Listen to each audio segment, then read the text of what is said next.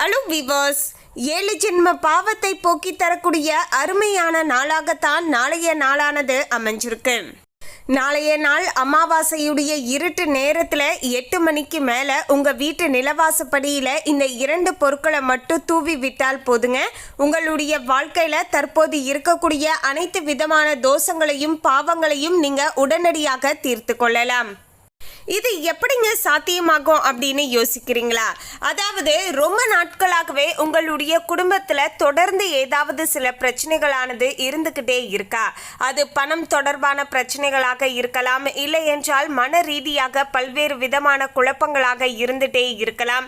வீட்டில் ஒரு நிம்மதியே இல்லாத சூழலானது இருக்கக்கூடுங்க.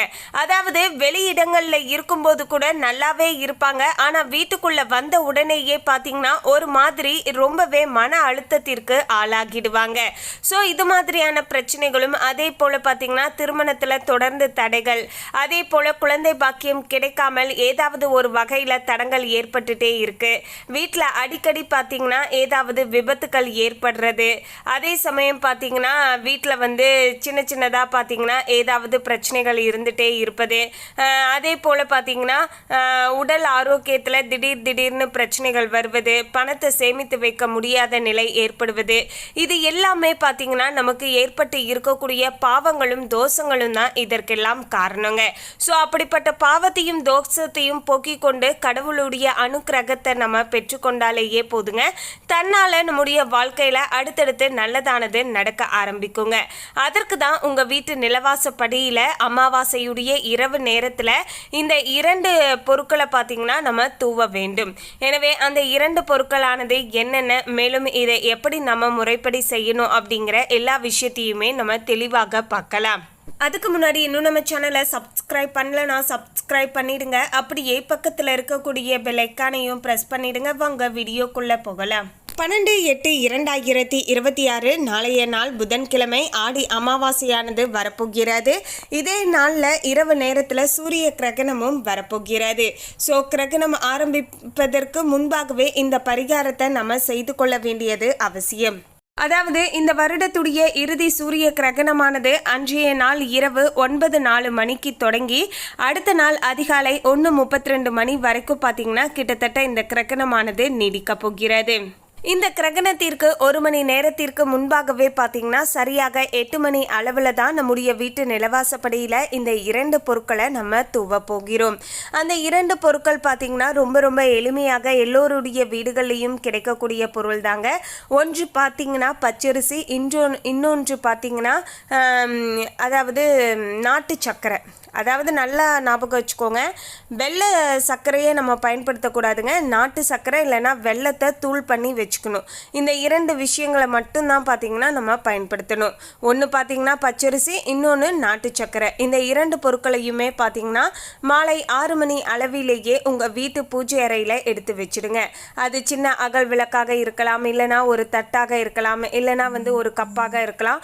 ஸோ உங்களுக்கு எது விருப்பமோ அந்த பொருளை எடுத்துட்டு நீங்கள் பார்த்தீங்கன்னா ஒரு பெரிய தாம்பூல தட்டில் 2 அகல் விளக்கு வச்சுட்டு அந்த அகல் விளக்கு முழுக்க பார்த்தீங்கன்னா ஒரு அகல் விளக்கில் பச்சரிசியும் இன்னொரு அகல் விளக்கில் பார்த்தீங்கன்னா நாட்டு சர்க்கரை இல்லைனா வெள்ளத்தை தூளாக்கி அதில் நீங்கள் கொட்டி வச்சுடுங்க. பிறகு இந்த பொருட்களை அப்படியே பூஜை அறையில் வச்சுட்டு நீங்கள் எப்போதும் போல் காமாட்சி விளக்கை ஏற்றி வைத்துட்டு உங்களுடைய குலதெய்வத்தை மனதார நினைத்து கொண்டு நீங்கள் வழிபாடுகள் செய்துக்கோங்க. நாங்கள் தெரிந்தோ தெரியாமலேயோ செய்து வந்த பாவங்கள் தோஷங்கள் எல்லாமே நீங்கி எங்களுடைய வாழ்க்கையில் நல்லது நடக்கணும். மகாலட்சுமியானவளும் என்னுடைய குலதெய்வமுமான நீங்களுமே எங்களுடைய வீடு தேடி வரணும் அப்படின்னு சொல்லிட்டு மனசார பிரார்த்தனை செய்துக்கோங்க. ஓம் ஸ்ரீ மகாலட்சுமியை போற்றி அப்படிங்கிற இந்த திருமந்திரத்தை 3 முறை உச்சரித்துக்கோங்க. அதே போல் உங்களுடைய குலதெய்வம் இருப்பாங்க இல்லையா, அந்த குலதெய்வத்துடைய திருமந்திரத்தையும் 3 முறை பார்த்தீங்கன்னா மனதார நீங்கள் உச்சரித்துக்கோங்க. அதன் பிறகு பார்த்தீங்கன்னா தீபத்தை ஏற்றி வைத்து வழிபாடுகள் செய்து கொண்டு உங்களுடைய அன்றாட வேலைகள் எதுவோ அதையெல்லாம் நீங்கள் செய்துட்டு வரலாம்.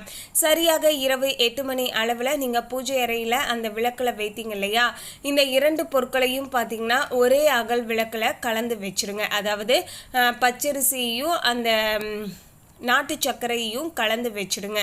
பிறகு கலந்ததை பார்த்தீங்கன்னா இரவு 8 மணி வாக்கில் உங்கள் வீட்டு நிலவாசப்படியில் அப்படியே தூவி விட்டுருங்க.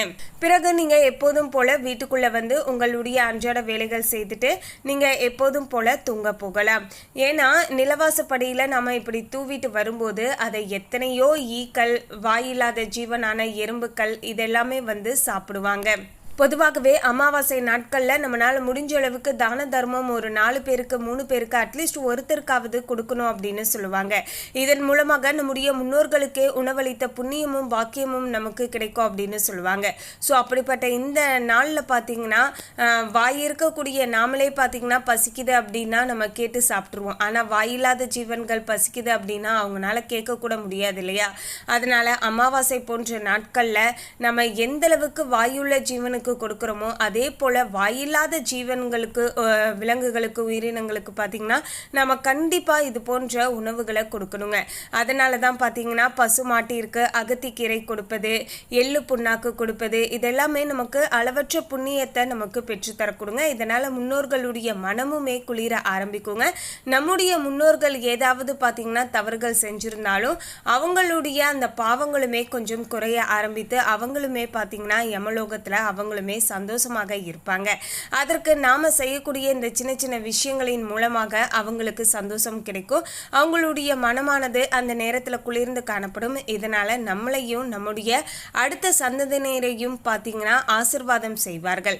இதனால நமக்கு ஏற்பட்டு இருக்கக்கூடிய அத்தனை விதமான தோஷங்களும் பாவங்களும் விலக ஆரம்பிச்சிடும்.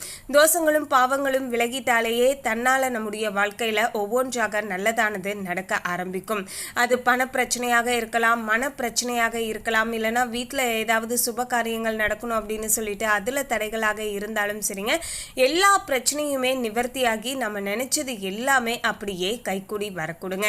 மேலும் பார்த்தீங்கன்னா இப்படி நீங்கள் நிலவாசப்படியில் பச்சரிசியும் நாட்டு சர்க்கரையும் இறைச்சிட்டிங்க இல்லையா? இதை பார்த்தீங்கன்னா ஒரு ஜீவனுக்கு நம்ம இன்றைய தினத்தில் உணவளித்தாலேயே அவ்வளவு புண்ணியம் கிடைக்கும். கிட்டத்தட்ட பார்த்தீங்கன்னா ஒரு 50 எறும்பு இந்த மாதிரி வந்து சாப்பிட்டு போகுங்க. இதெல்லாமே பார்த்தீங்கன்னா நமக்கு அளவற்ற புண்ணியத்தை பெற்றுத்தர கொடுங்க.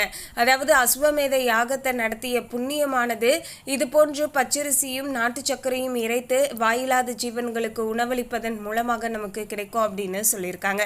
ஸோ அந்த அளவுக்கு பார்த்தீங்கன்னா இந்த பரிகாரத்திற்கு அவ்வளவு ஒரு மகிமையும் சிறப்பும் இருக்குங்க. ஸோ மறக்காம செஞ்சு பாருங்க. அதன் பிறகு அடுத்த நாள் காலையில் எழுந்து பாருங்க, மீதம் இருக்கக்கூடிய அந்த அரிசியோ இல்லைன்னா நாட்டு சர்க்கரையோ நீங்கள் வந்து க்ளீன் பண்ணி நீங்கள் வந்து எடுத்து போட்டுடலாங்க. இவ்வளோதாங்க. இந்த ஒரு சிம்பிளான விஷயத்தை ட்ரை பண்ணி பாருங்கள். நிச்சயமாக இந்த அமாவாசையிலேருந்து மாற்றங்கள் ஏற்படும். மேலும் இந்த தகவலை பற்றிய உங்களுடைய கருத்தை கமெண்ட்ல பதிவு பண்ணுங்க. இந்த தகவல் உங்களுக்கு பிடிச்சிருந்தா லைக் பண்ணுங்க, ஷேர் பண்ணுங்க. இது போன்ற சுவாரஸ்யமான தகவலை தெரிந்து கொள்ள சேனலை சப்ஸ்கிரைப் பண்ணிடுங்க. தேங்க்யூ.